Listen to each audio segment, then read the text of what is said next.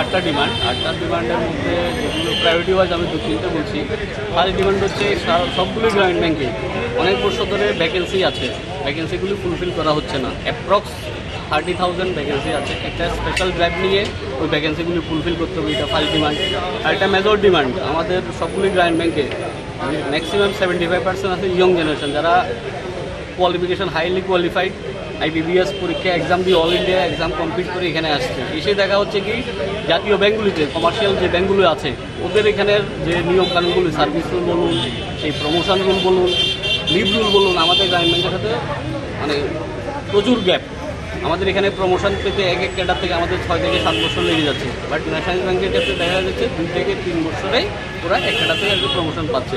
আমরা যদি same exam দিয়ে সেম কমপ্লিট করে সেম কাজ করে একই ইয়েতে আছি, তাহলে আমাদেরকে এসে কেন এটা হবে না? এটা আমাদের লং টাইমে একটা ডিমান্ড। তৃতীয় আরেকটা মেন ডিমান্ড, আমাদের যে DAW ভাই বোনরা আছেন অনেক দিন ধরে তারা গ্রামীণ ব্যাঙ্কগুলিতে, নট অনলি শুধু ত্রিপুরা গ্রামীণ ব্যাংক, সবগুলোই গ্রামীণ ব্যাংকে ওরা দীর্ঘদিন ধরে কাজ করে যাচ্ছে। মেসেঞ্জারে বা গ্রুপ ডি যেটাকে বলেন, মেসেঞ্জারে যে কাজটা ওরা করছে, বিনিময়ে কত পাচ্ছে? 400 টাকা, 494 টাকা, এমন এক একটা গ্রামীণ ব্যাংকে এক এক রকম। একটা অন্ধ্রপ্রদেশ গ্রামীণ ব্যাংকের একটা হাইকোর্টের অর্ডারও ছিল যে একটা পলিসি ফ্রেম করে এজ রিল্যাক্সেশন বা এডুকেশন কোয়ালিফিকেশন রিল্যাক্সেশন করে কীভাবে রেগুলারাইজ করা যায় এটা দেখার জন্য, বাট কোনো হেল্পডোল নেই। তো আমাদেরও আপিল আমাদের লোকাল অথরিটির কাছে, সারা ভারতের কাছে, যে একটা পলিসি ফ্রেম করে কীভাবে ওদেরকে গ্রুপ ডি পোস্টে নিয়োগ করা যায়, এটা যাতে একটু হিউম্যানিটেরিয়ান গ্রাউন্ডে হলো দেখে। চতুর্থ আর একটা দাবি হচ্ছে গ্রামীণ ব্যাংকগুলির IPOর জন্য অনেকবার ধরে কথা চলছে। আমাদের সংগঠন ALBA বারবার আমরা প্রোটেস্ট করে যন্তর মন্তরও অনেকবার আন্দোলন হয়েছে, এগুলো দিচ্ছে। কারণ গ্রামীণ ব্যাংকের মেইন এস্টাবলিশমেন্ট হচ্ছে রুরাল পিপলদের সার্ভিস দেওয়ার জন্য। আজকে যদি গ্রামীণ ব্যাংকও প্রাইভেটাইজেশনের পথে যায়, ওরা কীভাবে কোথায় যাবে? আমরা তো শুধু বিজনেস পয়েন্ট অফ ভিউতে দেখবে না, দেখলে হবে না। আজকে গ্রামীণ ব্যাংক কী করছে?